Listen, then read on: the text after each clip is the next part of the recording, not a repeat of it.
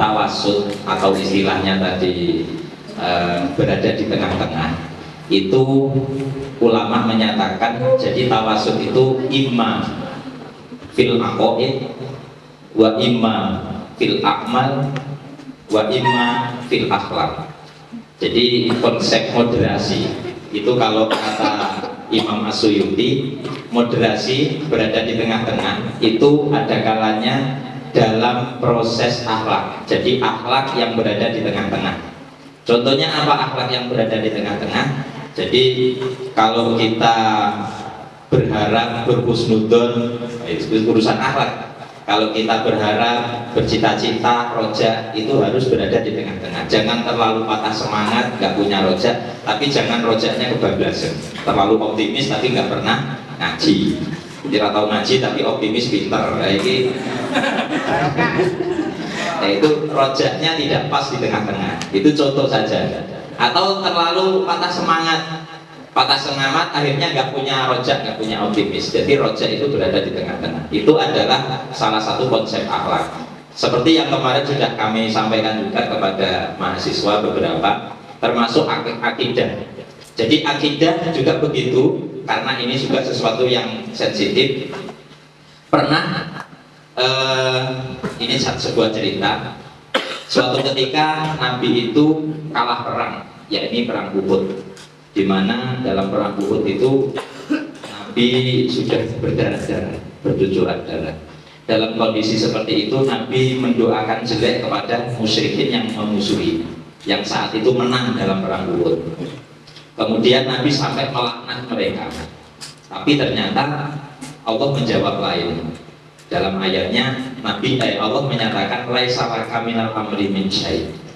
Jadi kalau diistilahkan Indonesia, Nabi kamu itu nggak punya hak, nggak punya urusan untuk mengklaim ekstrim istilahnya ya, mengklaim atau ekstrim kepada orang. Ya udah, meskipun itu musyrikin yang mengalahkanmu, tapi kamu nggak punya hak untuk melaknat, kamu nggak punya hak untuk apa ya, sampai tidak dapat ampunan Allah dan seterusnya. Itu enggak.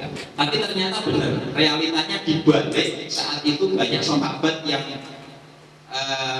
berasal dari musuh pada perang Uhud. Contohnya Khalid bin Walid. Jadi Khalid bin Walid itu adalah awalnya adalah panglima perang musyrikin, orang-orang musyrik yang saat itu mengalahkan Nabi. Tapi ternyata akhirnya Khalid bin Walid justru menjadi pasukan Islam. Nah itu berawal dari Allah menyampaikan laisa laka minal amri min syai'. Ya kowe iki ora duwe hak, kata seperti Pak Edi tadi. Jadi mosok wong Islam sudah mengkafir-kafirkan Islam yang lain, mengkotak-kotak surga, warep mlebu surga dhewe. Kan begitu. Jadi kita nggak punya hak untuk mengklaim seperti itu namanya ekstrim. Nah itu termasuk lagi contoh ini yang real. Imam As-Suyuti dalam tafsirnya jadi menyatakan wailil maghdubi alaihim. Jadi kita itu Islam itu berada di tengah-tengah siratal mustaqim. Kita itu berada di tengah-tengah antara Yahudi dan Nasrani.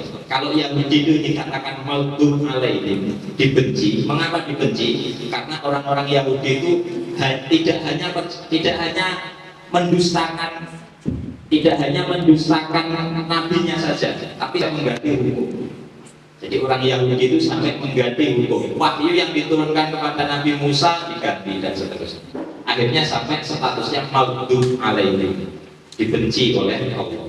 Dan ada lagi yang ekstrim juga yaitu Nasrani. Dalam ayat itu ayat As-Suyuti menjelaskan. Jadi Nasrani itu kebablasan juga, tidak ada di tengah-tengah. Mengapa kebablasan? Mensucikan Nabi Isa sampai menganggap beliau Tuhan, anak Tuhan.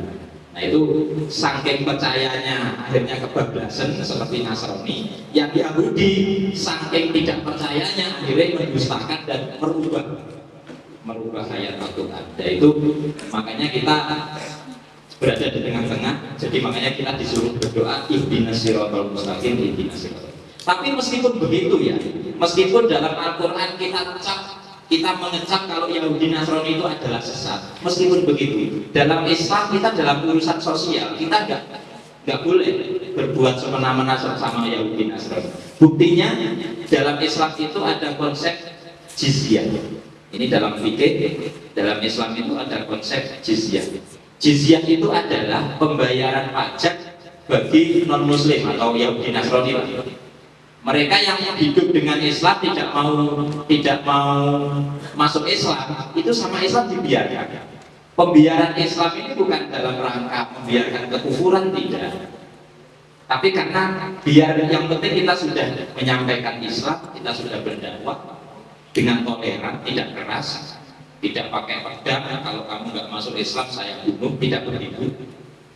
Setelah mereka kita sampaikan Islam tetap tidak mau Islam, ya udah akhirnya ada konsep jizyah.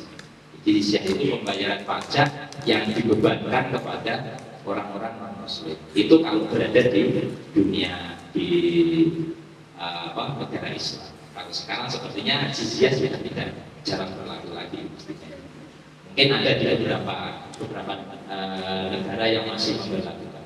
Jadi maksud kami adalah konsep moderat itu ada dalam urusan akidah, ada dalam urusan akhlak, dan ada dalam urusan tindakan atau amaliyah. Jadi meskipun kita tahu dengan non muslim, ya kita tidak boleh menyalahkan dengan ekstrim.